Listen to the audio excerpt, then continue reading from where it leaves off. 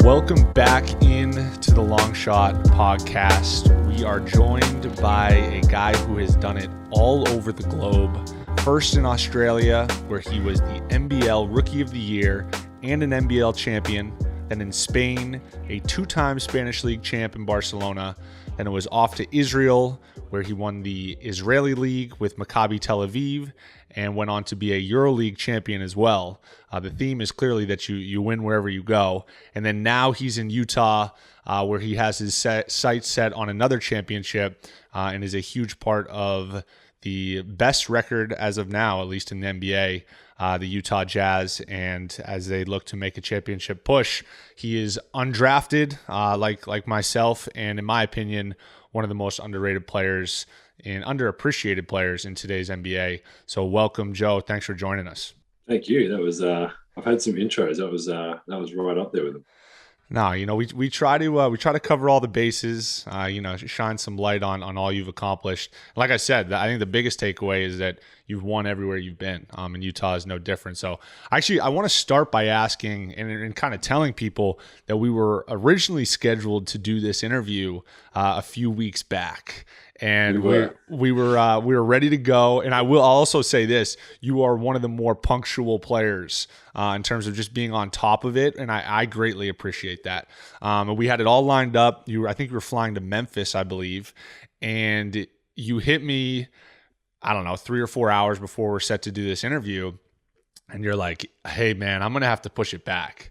And I didn't know what. I thought it was maybe, whatever. Like, there's a million reasons that why a professional basketball player wouldn't be able to do a stupid podcast on a given night.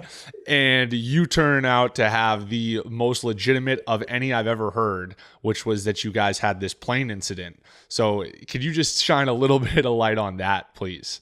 Yeah, it was funny because I actually, the whole thing happened. I was driving home. We got to actually go home for a bit before having to fly again. NBA was not going to let us miss the game, so we were flying out that night regardless. But I got to go home for a little bit, and I got home and I was like, shit, I've got to do the podcast. And I was like, I got to hit Duncan up and just let him know. But yeah, we were going to Memphis. I mean, as you know, regular, get on the plane. Everyone's got some whatever food, whatever we're doing, and take off as normal. There's a couple of us that play cards, and we were just starting to play cards. And it was funny because I sit next to the window in the where the table is in the middle section of the plane, so it's right over the left engine and wing. Mike Conley sits, George Niang sits next to me. Mike Conley sits in the row next to us, and he was looking out the window at the time and was like looking at these birds flying by. And next thing you know, we just heard like the loudest, like bang, like thump kind of sound. And automatically, obviously, sitting next to a window, I looked out right away, and all I could see was like the round circle engine part was, like, I guess the protective cover of the engine was like pieces were just flying off. Like it was like happening way too quickly. And people at the back, we found out later on, saw the engine actually blow up. So we actually lost the like flames coming out the back, like lost the back of the engine. Obviously turbulence, like going pretty crazy. And I was just saying, like, I reckon everybody for about 30 seconds to a minute, because after a few minutes, the pilot came and said, we have lost the engine, but we're good to land. And when you hear that, you're like, well, these guys have done it forever. Like if they're saying we're good, then we're probably good. A lot of us not being in that situation, we're probably still like, I hope you've done this before or trained well enough, because this is not like we fly however many times a year, however many miles a year, and this is the first time in my career that anything's ever happened. Things were flying off, but there was about 30 seconds to a minute where I was like texting my wife, like, yo, I don't know if this is like, we might be going down. Like I think everybody for a split second or a few seconds thought that, until the pilot was like way too calm and cool over the monitor. I was like, yeah, we're all good. Like we've just lost the engine. And we're all like, what the hell do you mean? We just like, are you sure? So it was extremely. It was one of easily the scariest moment I've ever had on a plane, and I've got 3 young kids, and that was kind of all I could think about was like, this is just not the right. This isn't the time. Like even just basketball, we're playing too well. Like we got to get to Memphis and beat Memphis. So hell of an experience, but I'm glad obviously we're all safe, and it was a legitimate reason to push the podcast back. So I apologize. I mean, incredibly legitimate. And the fact that you even thought about my podcast amidst all that means a whole lot.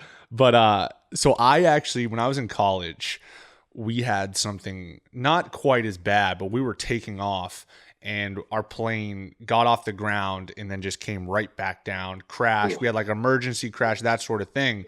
And what I remember from it is you have these moments where like time kind of stands still. And in you telling that story, the thing I take away the most is the unfortunate circumstance of you having to be next to George Niang. And that being the potential final image. It would have been, another funny part I just remembered then was my wife and George and myself have a little group chat that we just talk a bunch of junk in. And I think George went to text his mum, like, I love you, but he sent it to our group. And so my wife, Renee, was like, why is George texting me, I love you? And then obviously I had texted her just after this and she kind of realized what was going on. But he obviously went to I think he was texting his mum, like, really quickly. And it was, we were just talking in the group chat before we took off. My wife was like, well, I've got the two guys that love me are sitting right next to each other. And if it was meant to be, then whatever would have happened. But I'm glad, obviously glad. And I had to hear George like squealing and screaming in my ear next to me. But I wouldn't wish that on my worst enemy. It was a horrible experience. Duncan, you guys went on to win the Big Ten championship that year, right? You went on a pretty magical run. So Joe, I don't know, there might be some good juju. Yeah, we might have to talk about that later. See if there was things that happened after that can push us through to get this championship here. No, I mean nothing to bring a team together like a near death experience. That's no word of a lie. I think it, like, we all, like I said, we eventually landed and we all kind of didn't know what was going to happen next in terms of like flying that night or tomorrow or whatever. So coach was like, go home. I was first one off the plane, first in the car. I was like, I'm going to see my kids. Like, I need to go and give them a cuddle and spend a bit of time with them. And so we got a few hours at home, and then I think we ended up flying out 7 or 8 o'clock that night. But horrible experience. I don't have a plane crash experience that I can relate to you guys with, so I'm going to shift to basketball, if that's all right. Joe, I don't know if you're aware of this, but Duncan went on JJ's podcast last year and talked about clips of this. Yeah, he talked about coming through pre-draft and that he used you as a comparison when going through some of those interviews and workouts. So I'm just curious, when you hear that, is that an insult? Do you take that as a compliment? How are you taking that news? Got to be somewhere in between those two.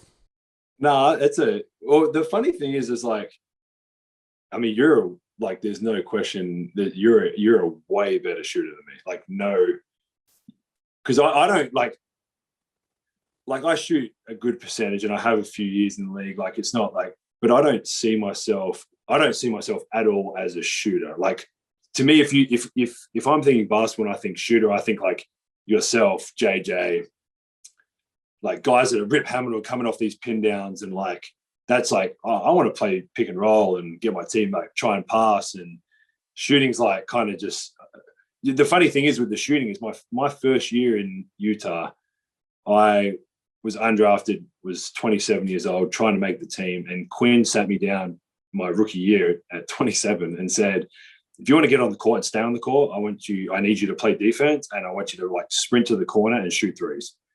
So I was like, in my mind, I was like, that's so easy. Like, I mean, playing defense in the NBA isn't easy, but like, I'll take that challenge. And then all I have to do is like get out of Gordon's way. And if he passes me in the corner, just make a couple threes. And it just kind of rolled on from there. But no, I would take that as a compliment, because I don't know about defensively. I'll take the hat on me and you defensively, but offensively, we were just saying kind of like your movement off the ball, and then like it's the worst thing to go. Like when they say like, oh, we're playing the Miami Heat, and like, Joe, you're gonna have Duncan. I'm like, fuck. Like that means I'm not gonna get any shots, so my legs are gonna be tired. Well, Joe, I want to say that I think you're in the midst of legitimately one of the greatest shooting seasons in the history of the NBA from an efficiency standpoint. So I think you trying to downplay your ability to shoot, it's just not going to be tolerated here, because obviously you are an incredible shooter. I think where I think it would maybe become an insult that I would try to compare myself to you is that you do so much more than just that, and that's something I've really grown to appreciate about your ability to kind of be plug and play in that sense, and that if you want to play, if you need to play in pick and roll, you can do that, distribute. And then you've also had games and stretches where it's kind of been evident where, okay, maybe more so stretches in a game even where like Donovan or Mike are going to handle, and then all of a sudden you're just plug and play and you can be a floor spacer. And then obviously what you do defensively, I've experienced firsthand. But have you always kind of been that way, in that you've able to kind of just move in and out of different roles, or is that's something that you've kind of learned to refine, particularly in your NBA career? No, it's definitely I think. I was saying this not long ago to someone. I think in my career, like I started in Australia when I was 17 and went to Europe and did all that. And I never found a really good situation. Like I was always coming off the bench in most of those teams, except the Australian league, my first few years. But I just never, I don't know if it was the coaching, the style of play, the league, just EuroLeague or Europe in general. But I never found myself that comfortable in a role in anywhere kind of I with the national team with Australia, I know my role and I feel like I can do that really well. With the Jazz, obviously, especially the last kind of, not the first couple of years, but the last 4 or 5 years, like I really know what I'm there to do and how to help. But my first, like I always thought I was a good shooter, but I wasn't great. I was okay in pick and roll. I was an okay defender. But I didn't have anything that was like, and I think that's why, like, I got to the NBA at 27. Like, I think if you are a knockdown shooter, or if you're a lockdown defender, or like you're Chris Paul in like that leadership pick and roll, like if you've got something that's like way above anyone else, you've got like a door to get in the NBA. And I didn't have any of them. I was okay at them all, but I don't think I was great at anything. And I got to Utah, and that story I was saying about Quin was like play defense and shoot three. So all I did that offseason, the next offseason, I played all right, got a 2-year deal, and I was like, I'm just going to shoot. Like, I'm going to shoot until I'm like, I can catch and shoot. I feel confident and comfortable with it. And then Quin's probably the one that I have to give all the credit to, really. Like his drive and competitiveness, like with me, is like you're 20, like you can still get better. Like who cares if you're 21 or 25 or 35? Like, why not just keep adding? And every offseason I've tried to add something different. And it was the shooting originally, then it went to like the pick and roll. And I knew, especially when Gordon left that year, I re-signed and Gordon left, I was going to be involved a bit more in the offense with handling the ball. And me and Rudy, and then even Favors and I got a kind of good connection in the pick and roll, and that kind of developed. And then playoff guys started sending me hard right because I couldn't dribble with my right hand. And so I was like, now it's funny, but I actually have told a few, like I actually feel more comfortable going right to shoot than I do playing pick and roll going left. So it's just kind of developed each year. But I think one thing I've said a few times about, like in Europe, in Australia, even with the national team with Australia, like you have like 2 coaches, maybe 3 coaches. Like it's hard to develop, because if you want to go and shoot after practice, I'm shooting with 6 guys and we're all getting like 4 shots after practice. And then it's like, all right, we've got to get out because the hockey team's coming into practice. Where, I mean, you know how it is. Like I could call my coach right now and say, let's go across the road and shoot, and he'll go shoot with me. And I think having all that, the access to coaches, facilities, all that, just it makes you be able to focus and kind of like really hone in on like what you want to do. As somebody myself who just turned 27 in their 3rd year, it's very comforting to hear that you feel you've gotten a lot better later in your 20s, early on in your 30s. Because I believe that as well of myself. Like I don't think I'm far from a finished product, but it's tough because now you look at the way the NBA is today. You know, guys are written off as a bust at 21 years old. It's ridiculous. So I think that obviously your journey, you have a particular perspective. But when you were starting off, okay, in Australia, or even as you started to move into Europe and play EuroLeague, was it always sights set on, I want to get to the NBA, I want to play to the NBA? Or was it just kind of like, I'm in this situation now, I'm going to make the most of it, and let's kind of see what comes from it? Yeah, I grew up like in Australia with no cable TV. I never watched the NBA. I couldn't access the NBA. We had like 5 local channels. There wasn't like Instagram where you can open it up and you can literally watch like a whole game now on Instagram, more or less.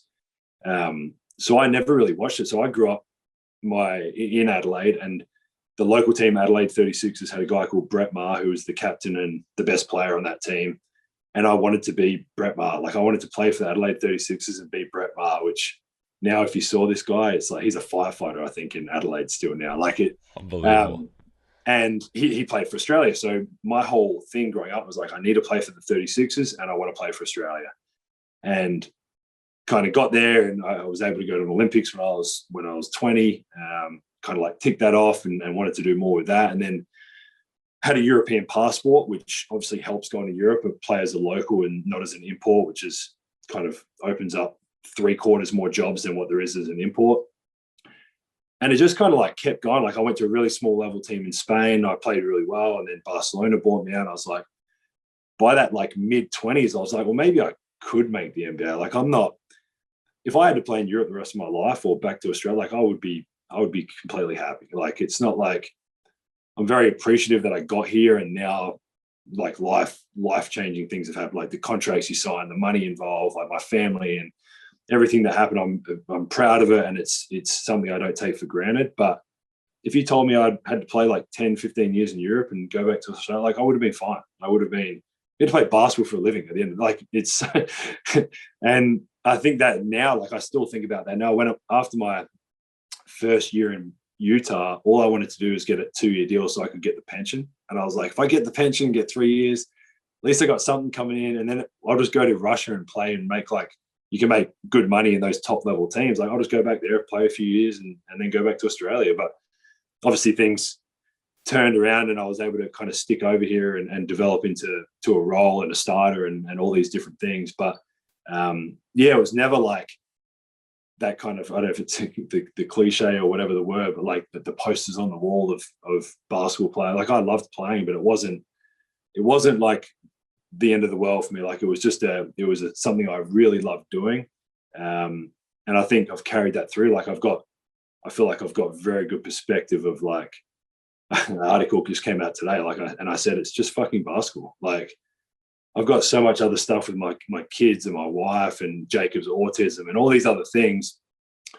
I love basketball. I've loved what it's given me and what it's provided for my family and friends and all that. But like, it's a basketball game, and I'm going to do whatever I need to do to be the best and to be the best of my role and help the Jazz, and hopefully we win a championship and do all that. But as soon as that game's over, so I'm going home to my kids. I'm going to give them a kiss goodnight and be up at 6 o'clock the next morning ready for breakfast.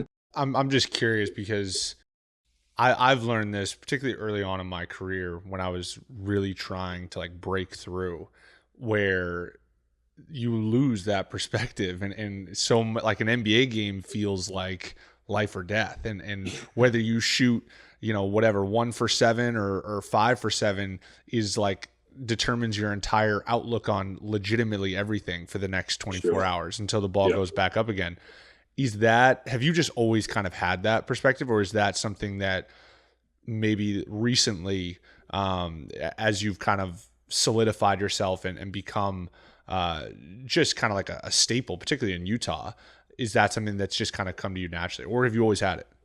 I think a part of it is just kind of my personality. I'm a very laid back guy. Not much phases me. I don't have all these like crazy routines before the game, because I feel like, especially in the NBA, like too many things change and scheduling and all. Like I'm not going to eat the same meal because then we play at 1 o'clock and I'm eating pasta at 8:30 in the morning. Like it's just one of those like, and I've always been very laid back with it. I think, which is like, I wouldn't give the advice to everyone to just go and have children, but having the kids for me was really eye opening. It was like, I had my wife Renee, and we were like, life was good.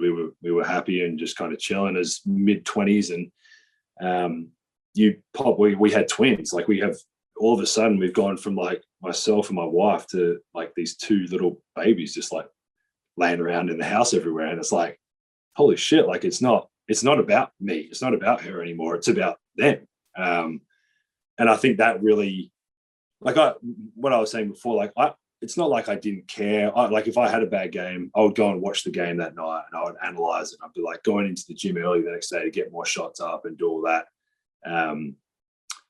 And like, I couldn't tell you the last time I watched a game outside of like pre-game film or film with the team. Like Donovan sits on the plane, he's watching, like if we're about to play you, he's watching all your highlights, all the game before, all the clips. He's watching it all the way up from like 24 hours before until tip off. He's like, we get treatment next to each other before the game. And he's like trying to show me the iPad and all that. I'm good. Like we'll figure it out. And so I think the kids for me really kind of opened my eyes to like I love basketball. I love the competitiveness. I love going out and getting better. I love getting extra shots up and doing all that.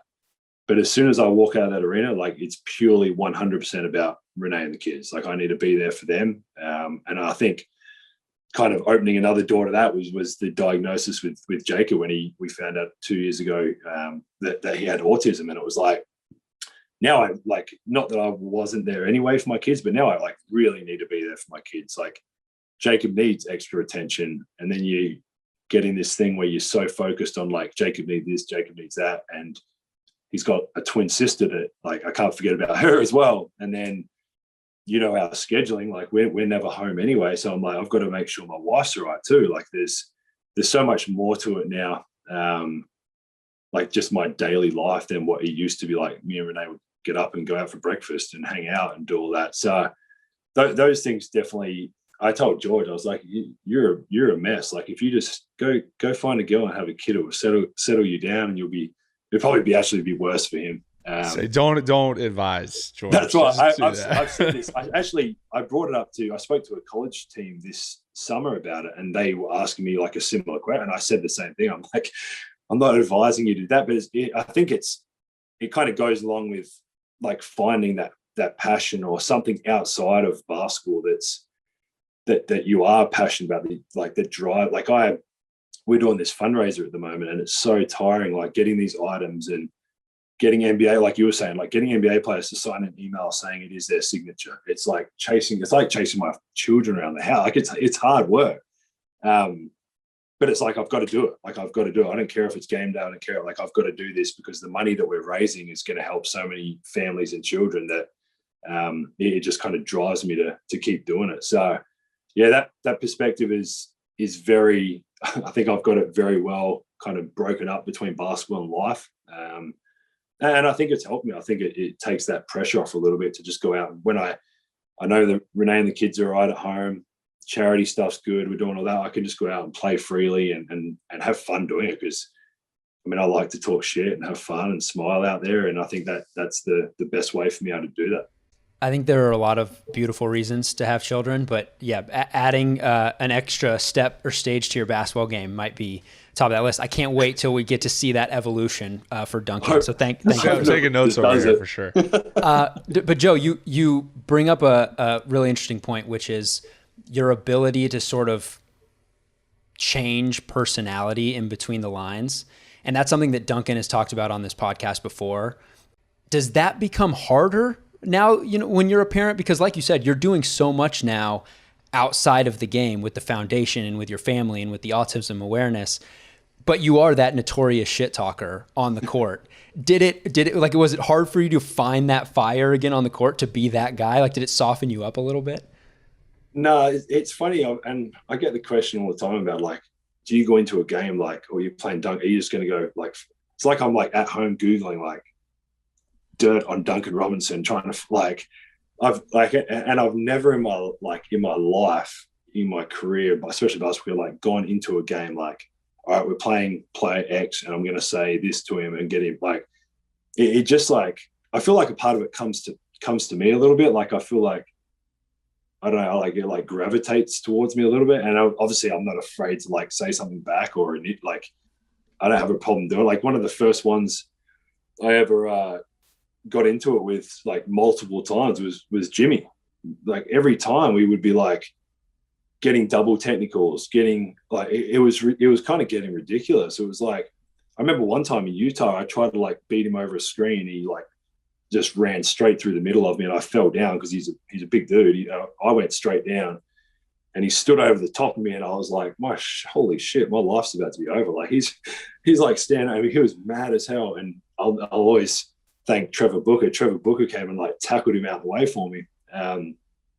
But I just felt, I don't know. I just feel like part of it comes to me. Like I do enjoy like laughing and talking out there. So it's like, sometimes you'll say something to someone and they won't answer you. And I'm like, you don't want to talk to me? Like, it's just basketball. Like, let's just have a conversation. And I've probably talked shit to Duncan a few times. Yeah. But yeah, no,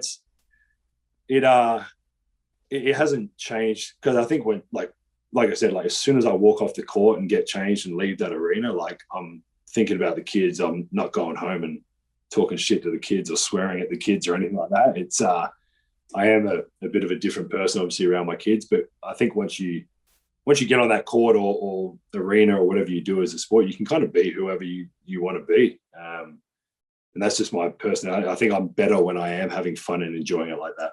That's 100% something I can relate to. And actually, that is part of the reason why I would always reference you in the pre-draft stuff, is that not necessarily because we play that similar, because we really don't. Like you're much more versatile, and you defend at a much higher level than I do, and offensively versatile. But I would always say, when if I was talking to a scout or a GM, I would say, you know what, I feel like I bring something similar to Joe in that when I step in between the lines, I have a different edge, a different kind of competitiveness to me that I try to bring. And the reason that was so fresh in my mind was right in the middle of the Paul George series of U2, which is well documented, and we don't need to get into that. It sounds like it's funny. I did not start any of that either. Right. I mean, that's kind of what I was going to say, and that it sounds like there's such an effort by like media and like narratives that they try to build in and push in, like you would be at home Googling Paul George, whatever. Yeah. But it's like, now that I'm talking to you and hearing you say this, it sounds like that's something that just kind of like, you're not afraid, you're not afraid to say something back, basically. And it just kind of naturally goes to that place. When I think, like you said, like that competitiveness of, and like a little bit of the backstory of even like the Paul George thing, like, I don't know if people remember, but the first scout, so like we're scouting OKC, and it's like they had that stacked team. They're obviously a very good team, and I actually really like the way Paul George plays. Like he's offensively, he's obviously super gifted. Defensively, he can be just as good as offensively, kind of on both ends of the floor. But the first game of that series, I think he had 40, and I was like I've got to do so. Like I've got to figure out. Like and coach came to me the next day and brought up like, hey, we're going to switch the matchups just because we can't have him having average 40 for the series. And I'm like, and I said to coach, like, no, give me one more chance. Like if he's cooking me in the first quarter or something like that, then let's just, and I think he still averaged, like, let's not get it twisted. Like he still averaged 26 in the series or something crazy. Like, yeah, happy I would be average 26 in a series. Like that would be amazing. But I was like, I'm not obviously going to be like matching up with him with athleticism or anything like that. I'm just going to kind of like irritate him. I'm going to like be really annoying. And it got to that point where I was just like, we just kept getting into like these little things. And then, like you said, like the media blow it up way more, I think, than like I ever thought it was. Like I don't even think about it. Like never after that series. It's not like I was sitting at home like, oh, I did such a good job. Like he averaged 20, like, yeah, we won the series, but, yeah, I think it's that competitive, like you said, you can walk out on the court and you can be whoever you want to be. You can be as a great, like you could be the quietest dude on court, but like on court you could be like, it might just be who you are, like talking shit and playing aggressive. Like you don't seem like a guy that would talk shit, but I've seen you like mouth off to some guys too and give some fist pumps in people's faces. Like we've all. And I think that's the beauty of like playing in the NBA. Like you can be who you want to be on the court. I'm so glad that you brought this up, Joe, because it's a running theme on this podcast. Oh, he's so shit. I've seen that. Yeah. Don't worry. Thank you. Good. Because he continues to refuse the fact that he's a shit talker. He says that it's just more talking to himself, but it seems that's the worst excuse you can make. It seems pretty obvious to me that he's a shit talker. So I'm glad that you're helping validate that. No, 100%.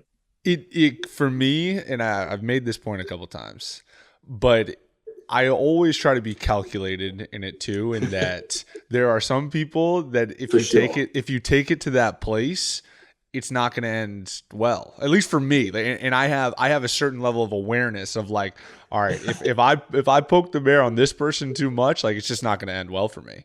I think Russ is one of those guys. Like you go at him the wrong way or whatever, say the wrong thing or get into it with him on a dead ball or like whatever it is. It takes him like 1 second and he can go for 20, 20 and 20. Like we've seen that before. Like it's it's definitely in 7 years now I've learned who this, like I ain't messing with like James Johnson. Like no way. You can say whatever you want to say to me. I'm running the other way. I think, JJ is a great example. He was a teammate of mine in Miami. He just so happens to be like legitimately the greatest human being in terms of like the nicest guy, one of the best vets I've ever had. But exactly that. I think it would probably be considered that he's the most unanimously feared across the NBA. I hope so. Except the kid from Charlotte Hornets trying to fight him. The twin brothers, one of them trying to fight him. That was a bad business decision. I think Jimmy's up there as well. It's funny that you and Jimmy. I actually remember a story of, I think it was earlier this year. It might have been last year though. You guys kind of got into a little bit of a tussle, and I remember a conversation between the two of you, and you were actually like, "Let's just not go there." Like I'm trying to keep the money in my pocket. Like I just don't want to do the double tap. The funny thing about that is, so we got into it for like years after years after years, and I always do this like stupid old man stretching routine at the half court before the game because I don't need to keep running. I need to actually just somehow stay warm. And he walked over to me pre-game and was like, yo, let's just like call it quit. Like, let's just play. Let's not get teed up today. And then that kind of became like like you said, like a bit of a running joke where he'll either say it to me or I'll say it to him nearly every time we play each other now. And since then I don't think we've been like double teed up or whatever since. And like having a few conversations with him and not hung out with him, but like in the bubble, obviously you have way more conversations with guys and all that. And I spoke to him a bit there, and he's an avid coffee drinker as well. So we had a bit of a chat about that and stuff. And so, I think that like quote unquote beef is gone, but he's a hell of a player too. This is a really interesting conversation for someone on the outside of the NBA. So if we had a Mount Rushmore of guys that you don't talk too much shit to, it sounds like we've got Russ, James Johnson, Jimmy. Is there like a fourth face that we're putting on that Mount Rushmore? I think it's like what Duncan was saying. It's like being calculated with like guys that I'm trying to think off the top of my head, but like a De'Aaron Fox, who's like I'm too slow. I'm not quick enough to stay in front of him. Like I might like guess right one time or twice, but like guys, it's not worth my time or effort to try and do it because I don't want to like chase him up and down the court for the next 40 minutes. Like, right. I think the other side of it, like the JJ is like the physical altercation that nobody wants a part of. But the other side of it is exactly what Joe's talking about, which is actually the one that I am more like conscious of, is that, it's an 82 game season. There are nights if you catch a guy on like a Wednesday night where he's like kind of just going to be going through the motions. And it's like, for me, that might benefit me greatly if that's my matchup and he's just going to be going through the motions. So I'm calculating in the sense that I don't need for any reason to give him any additional motivation for him to turn it up. Like now all of a sudden he's competing in a game 7. Dame would go in that category too. Like you don't want to talk especially because he's like literally like dribbling to the half court and shooting basically a layup for him where like I'd have to kick it to make it that distance from the half court. There's a few guys, like even like Steph's more of a quieter, he doesn't really talk out there and all that, but you can see like he gets that look in his eye, like, all right, like you want to play physical or you want to do that? Like, right.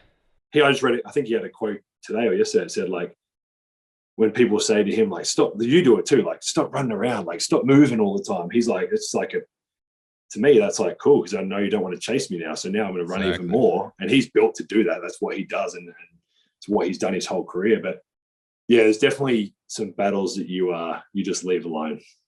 Yeah, 100%. With HelloFresh, you get fresh, pre-measured ingredients and mouth-watering seasonal recipes delivered right to your door. Skip trips to the grocery store and count on HelloFresh to make home cooking easy, fun, and affordable. And that's why it's America's #1 meal kit. HelloFresh offers convenient, contact-free delivery right to your doorstep for easy home cooking with the family. The recipes are easy to follow and quick to make, with steps and pictures to guide you along the way. HelloFresh cuts out stressful meal planning and grocery store trips so you can enjoy cooking and get dinner on the table in about 30 minutes or less. Enjoy restaurant-quality meals for less in the comfort of your home. HelloFresh's gourmet recipes like balsamic fig sirloin are over 72% cheaper than the average restaurant meal.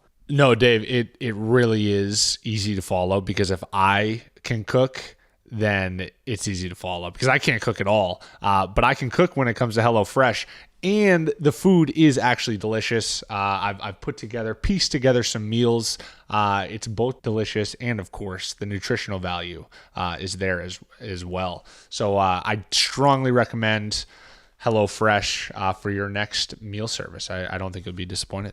Go to HelloFresh.com/longshot12 and use code LONGSHOT12 for 12 free meals, including free shipping. That's HelloFresh.com/longshot12 and use code LONGSHOT12 for 12 free meals. That's including free shipping on America's #1 meal kit. 12 free meals, LONGSHOT12. I want to ask you a little bit about this year's Jazz team. Obviously, you guys right now, as we mentioned, best record in the NBA. I think you guys are incredibly interesting because I think you're very anti-modern NBA in that you see a lot of, and don't get me wrong, you have some high usage players, but modern NBA, you see 1-2 guys basically with the ball in their hands making decisions. You guys are incredibly unique in that you have 4, 5, 6 guys capable of doing that. And this is actually something I've talked to George a little bit about as well.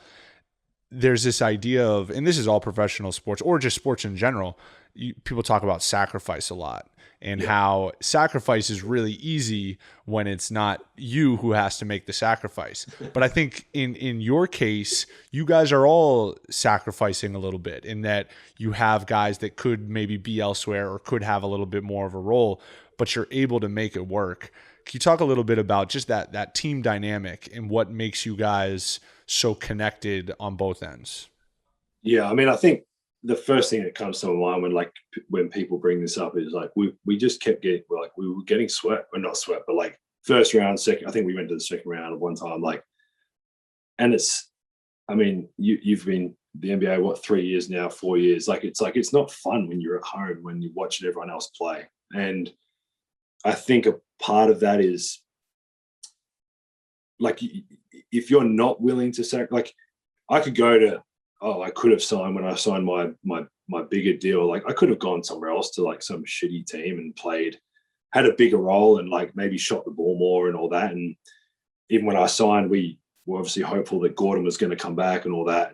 And then, but I think since then, like we've got Donovan, we were able to sign Boyan, and we traded for Mike. Like Mike could have easily said, no, I want to go to the same thing, like to a smaller team or a not as good team or whatever.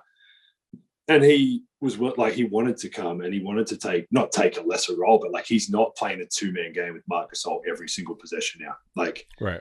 There's times that myself, Donovan, and Mike will be out there together and we're like splitting kind of whose turn it is to kind of handle the ball or be aggressive. And I think we, like, even Donovan's a great example, because if Donovan wanted to and demanded that we just gave him the ball and he ran a pick and roll with Rudy every time or wanted to ISO, like not that many people are going to argue against it because he is a hell of a player. Like it's not the worst option you could do. But he's like, he's obviously, him and Rudy are our two best guys, and Donovan's the first one to be like Joe, I just turned it over twice. Like you bring it this one, like, or I'll bring it up, but I'll run something for you. Like I need to get off the ball. I've been shooting too much, or I'm over dribbling, or whatever it is. And I think everybody having an understanding of, like, everyone, it's pretty common in the NBA of like, know your role and accept your role and be great in your role or whatever it is. But actually doing that is hard sometimes, I think, because I've had games where I shoot 3 times and I'm like, man, I feel like I could have been more aggressive, or maybe I just wasn't getting the ball that night. Like, it just wasn't the night to. And then there's games where I'll shoot 15 times and Mike might not shoot, or whoever it is. And I think, again, we could all not enjoy that and not enjoy the success and be mad about it and hold on to those things. But we just don't. I think the bigger picture of Mike's in the same situation in Memphis. Like, they never went. I think they went to the West Conference one time with that team. Like Donovan, I've been here with Rudy the whole time. So we, like, all our guys, Boyan in Indiana and stuff like that, like, they never got that far. And I think as an older team now, like me and Mike are 87, like Boyan's same age as us, more like we're all a little bit older. Like, you get that perspective of like, all right, like, do we just, are we going to play for numbers or like contracts, or like, we've all been looked after very well. I think George is the only one that hasn't. So, but we've all been looked after very well. Like, are we actually trying, like, let's sacrifice, let's try and have a crack at winning this, because we've got a team that, when we're playing the way we want to play, and not like the last 2 games against Minnesota, but when we're making shots and playing the way we want to play, I think we can match it, and if not, are better than most of the teams in the league. So yeah, it can be tough at times. There's definitely games that you sit there and you're like, man, I feel like I could have been more involved or whatever. But we won the game. Like, what am I going to complain about? I'm good. My family's healthy, and we get to play basketball for a living. Couple great things there. I think I'm going to start saying my age as the year I was born. I like that a lot. 87. That's 87. Good stuff. And then 2, I'm also in the camp of pulling that George gets taken care of this summer. Yeah. One other question about you guys this year.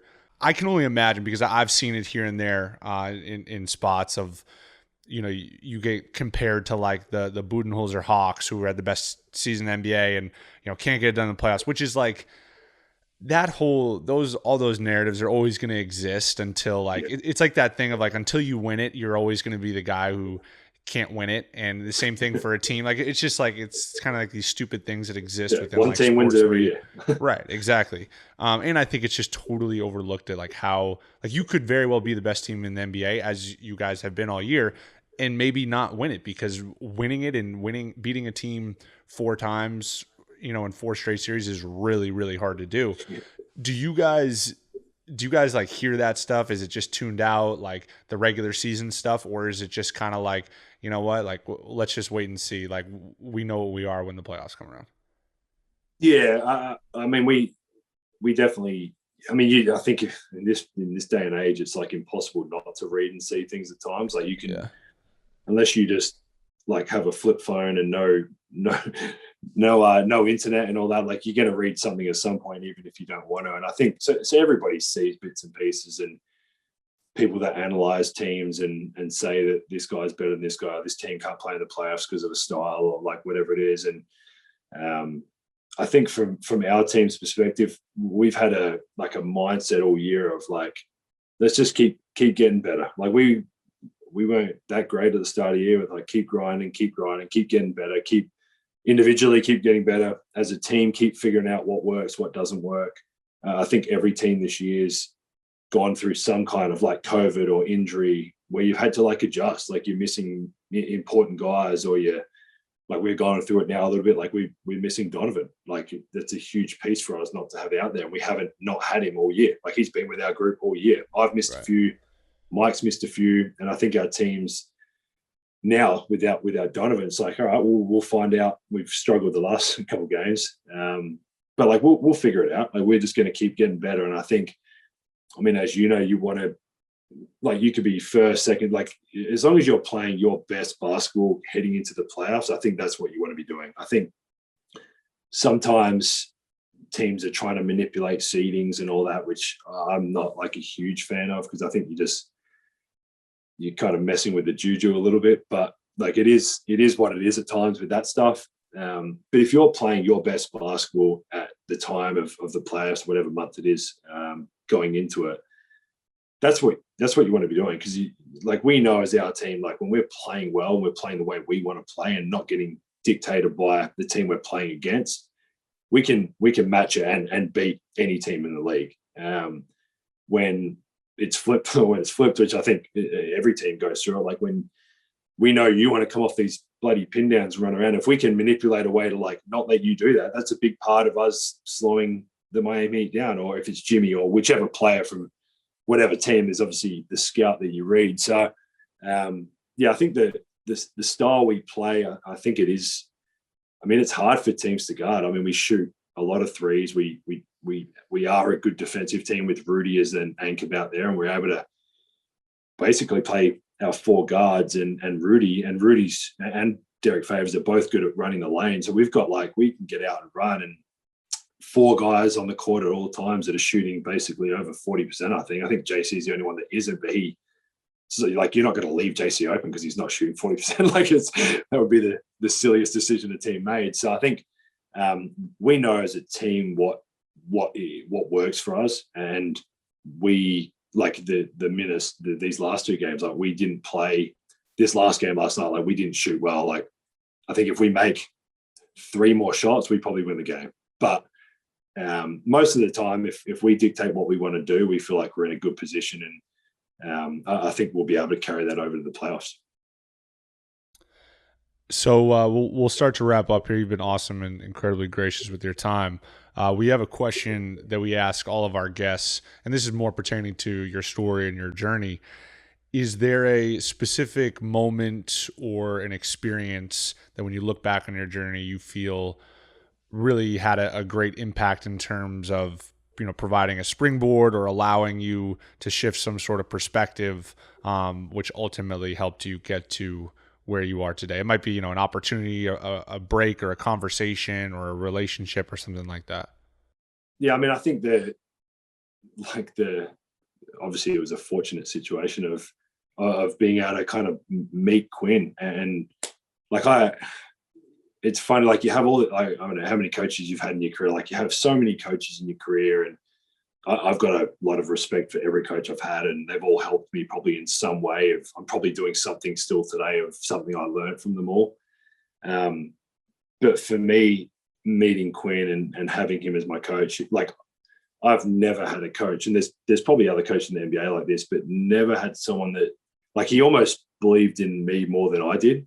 And I said, I came over at 27, and before coming over at 27, I thought I was pretty miserable in Europe. I wasn't enjoying basketball that much. I didn't feel like I was getting better. And when I got here to Utah, I was I think I am who I am at this point. I'm 27. I'm not 21 and still learning and figuring things out. And Quin was basically telling me I was an idiot. It's what's stopping you from getting better? And it's it took me a little while. I think it took me probably that first year or two to believe in myself as much as he did.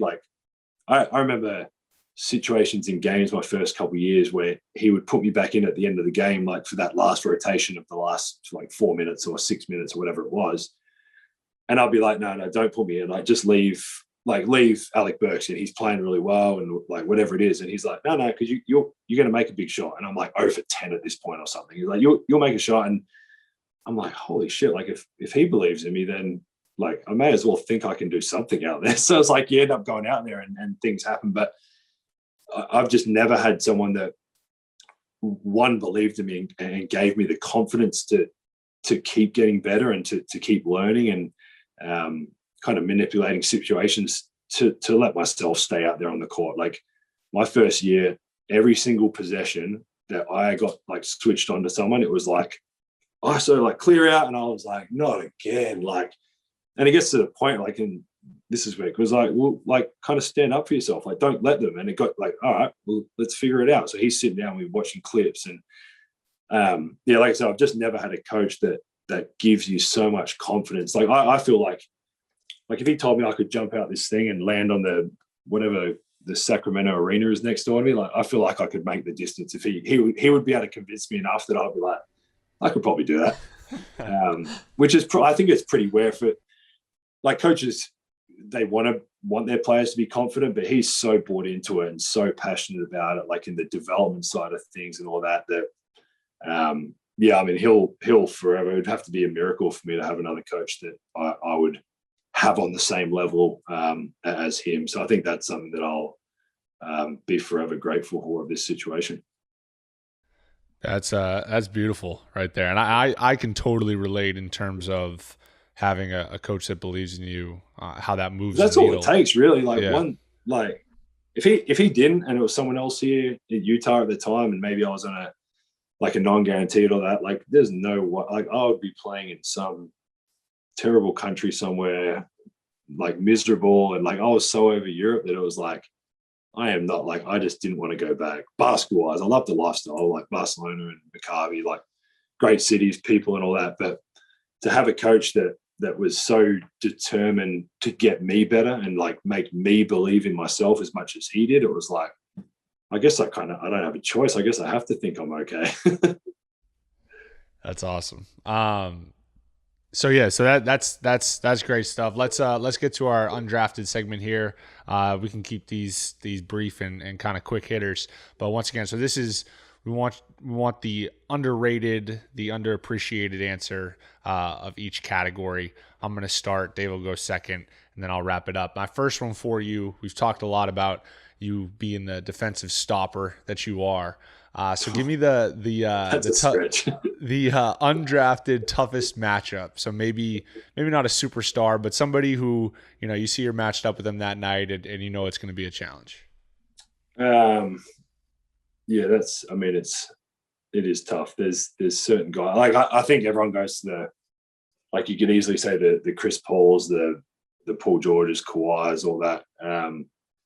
It's actually funny, like, he's probably not the same level now, depending on what some people say, but Carmelo, like, used to tear me up, and it was such a miserable time anytime I used to play against him. But for me, it's usually the smaller, quicker guys, like De'Aaron Fox or like Ja Morant, those guys that for me is like, because I'm tall, I'm 6'8", like, I'm definitely not fast. Like, I'm not putting money on myself to beat anyone in a race.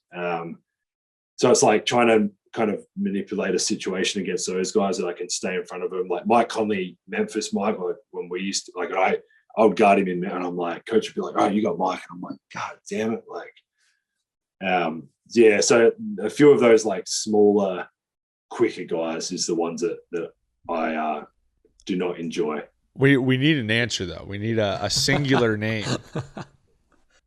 Can I go Ja Morant? Is he? Sure. Is he love it. I love it. That works. He hasn't been all-star just yet, so people might say great answer. All right, I'll hit you with the second one. I'd say that's borderline. Ja Morant's borderline superstar. So I would say but he only guards usually the best offensive big man. So of course it's always going to be a good player. Go ahead, Dave. I'm interested to hear your answer on this one, Joe, after the way you've spoken about European basketball in the last 10 minutes. But my next question for you is the underrated, underappreciated aspect of playing in the EuroLeague. I think the style of play is underrated. I think, like, it's so, there's no, like, I mean, how it is in the NBA, like, someone gets it and they run down, they're doing like 3 between the legs and a step back. And like, if you did that in Europe, like, your ass is sitting on, they don't care who you are, your ass is sitting on the bench. Probably except for a couple guys. So I think, like, the commitment from those teams, like the point guard, like, I remember one year we played someone, like, we would catch the ball in a rebound, and like, the point guard would hold it and wait till everyone ran down, and then like walk the ball up the court, and we would run a play every single possession. And at the start, it's a bit frustrating because you're like, you want to get up and down a bit and whatever. But I think the commitment to, like, the style of play and the commitment to getting a really good shot every possession, which is why I think, like, expanding a little bit, but like, you see these European guys come over and you don't see many of them take like bad shots or that lately. They play within the system. They're trying to get a good shot. So I think the underrated thing would be like the style of play or the commitment to running offense or getting whoever it is a great shot every possession. It's a great answer. The last one we got here, it's been pretty well documented that you're a big coffee guy. So give us a coffee spot that you feel like is overlooked and deserves some appreciation. There's a couple. So my favorite in Utah is Campos Coffee, which is pretty close to your hotel downtown. So you'll have to go there when you're getting good food too. George actually goes there all the time. Campos Coffee is and it's Melbourne coffee sent over to America. So there's one, I don't actually know what the name of it is. There's a place in San Francisco next to the hotel that is unbelievable, like a little hole in the wall. I like those little one person working in there and they're like trying to hand it to you through like the smallest little window. But no, I think if Campos Coffee's the best I've had in America. Love it. I'll have to check that out. All right, Joe, we appreciate your time, man. Been super generous with it. Good luck the rest of the way. And you guys are a ton of fun to watch. And obviously I've been a fan of yours for a while, so I appreciate you taking the time to come on. No, I appreciate it. Thanks for having me on. I'm glad you didn't jinx when you messaged me before this one. I was like, please let this plane get off the ground. So, glad it worked out. Thanks for having me. For sure.